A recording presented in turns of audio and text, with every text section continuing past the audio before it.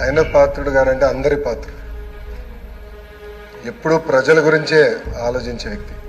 అధికారంలో ఉన్నా ప్రతిపక్షంలో ఉన్నా ప్రజల సమస్యలు ఎట్లా పరిష్కరించాలని ఆలోచించే వ్యక్తి ఆయన పాత్రుడు గారు.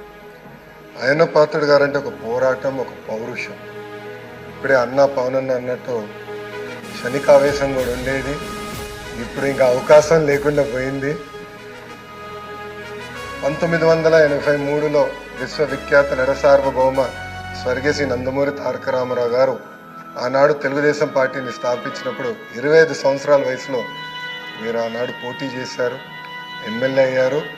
ఆనాడు భారతదేశంలోనే సెకండ్ యంగెస్ట్ ఎమ్మెల్యేగా అయ్యన్న పాత్రుడు గారు నిలబడ్డారు. 25 సంవత్సరాల వయసులో మీరు మంత్రిగా కూడా అయ్యారు.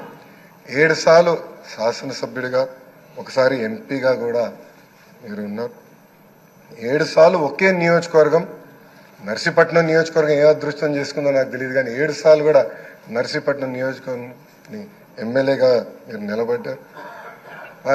16 సంవత్సరాలు మీరు మంత్రిగా చేశారు. చూస్తే టెక్నికల్ ఎడ్యుకేషన్ కానీ 3 సార్లు R&D, forest, environment, science and technology, Panchayati Raj గ్రామీణాభివృద్ధి శాఖ మంత్రిగా కూడా మీరు చేశారు. ఈ హౌస్లో ఎవరికి తక్కన ఒక అదృష్టం నాకు దక్కింది. మీ తర్వాత పంచాయతీరాజ్ గ్రామీణాభివృద్ధి శాఖ మంత్రి ఏదో అవకాశం నాకు దక్కింది.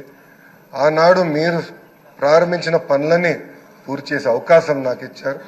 మీ నాయకత్వంలో 25,000 కిలోమీటర్లు సీసీ రోడ్ వేసాం, ప్రహరీ గోడలు కట్టాం, పంచాయతీ భవనాలు కట్టాం. గ్రామాలు కూడా ఆనాడు యుద్ధ ప్రాతిపదికంగా తాగునీటి పథకాలు కూడా కలిసి ఏర్పాటు చేశారు.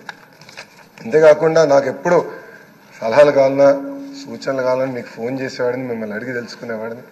ఆనాడు పంచాయతీరాజ్ గ్రామీణాభివృద్ధి శాఖ మంత్రిగా నేను ఇన్ని పనులు చేయగలనంటే దాని వెనకాల మీరున్నారని ప్రజలందరూ కూడా తెలియజేస్తున్నాను.